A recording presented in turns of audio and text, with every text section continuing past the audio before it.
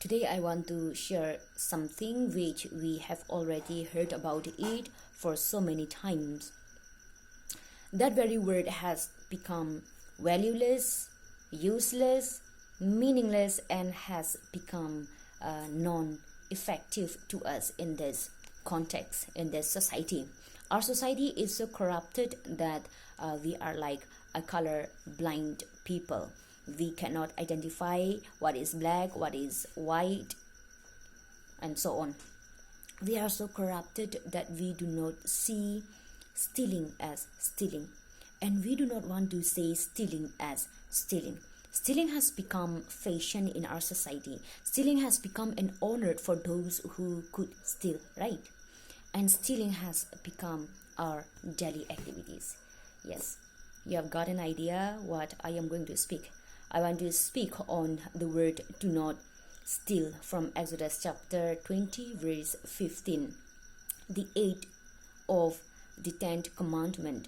Stealing is taking something which is not yours, and stealing can be delaying in delivery. Delaying in delivery can be stealing, can be a stealing. There are different types of stealing, but I will not focus on others, but I want to focus on 2 points. One is credit stealing. What is credit stealing? Credit stealing is we want to take all the good names. Now we want to take only the good names, and we do not acknowledge the ideas of other.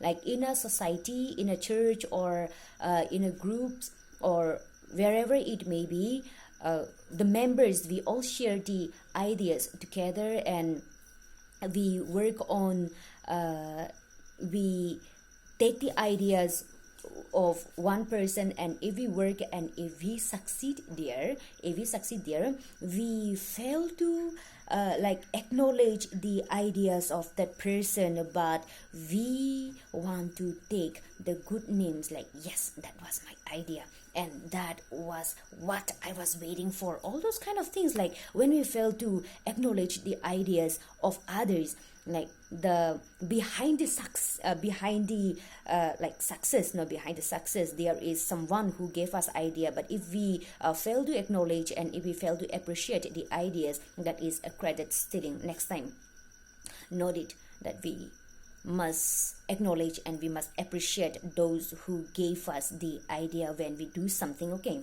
And the second thing is backdoor appointment. Yes, backdoor appointment.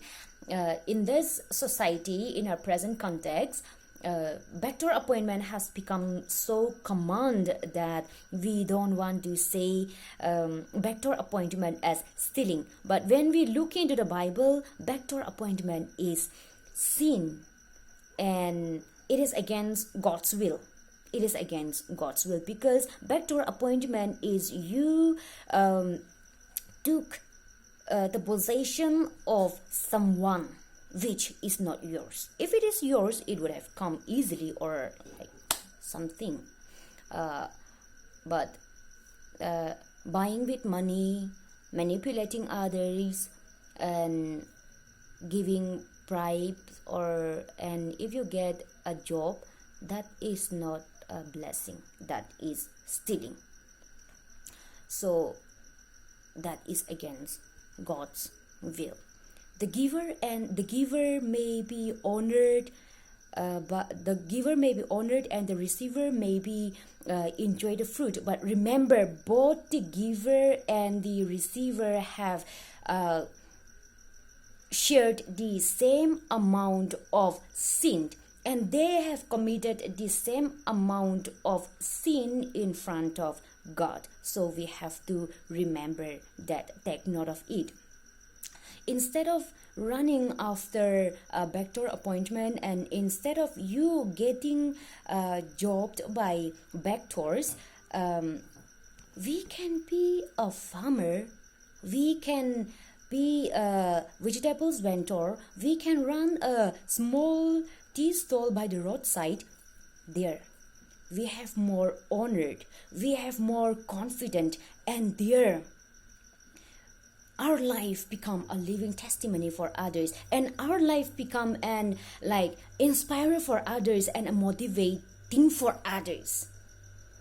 Instead of we getting back to our appointments, enjoy the fruit, enjoy all the luxurious life, but there will be no honor, there will be no confident, there will be no living testimony. And like, how can we speak to others, how can we talk to others, and how can we testify to others like clearly, without any hesitations and with confidence? If we do something by our hard work, there is confidence, and we can speak to others without any hesitations, and there is a living testimony. So which one would you like to choose? The hard work or the backdoor appointment? We have to know about it. Stealing wealth may give us the pleasure only for some few days, but we are blocking the blessings that we would have received from generation to generations, that we would have you and your children would have received from generation to generation. Okay, here in Proverbs chapter 20 verse 17 it is said, food gained by fraud tasted sweet, but one ends up with a mouth full of gravel. The fruit that we are enjoying may be very tasty, and we may be enjoying the pleasure of what we took from others, but the end will be bitter. It is already clearly said in the Bible, so we have to be aware of that. We may enjoy today, but the end will be bitter. And we may enjoy today, but we are blocking and we are closing the doors of blessings that we and our children would have received, okay, from generation to generations. And to those who are well educated and who have completed your studies but yet to find your field, your profession, I would like to read one scripture for you all from Psalms number 128 verses 1 to 2. Blessed are those who fear the Lord, who walk in obedience to him. You will eat the fruit of your labor. Blessings and prosperity will be yours. Wait for the Lord. Wear the crown of honor. Wear the crown of confidence. May your life be an inspirer, a motivator, and may you live a living testimony to not destroy it by greed. God bless us all.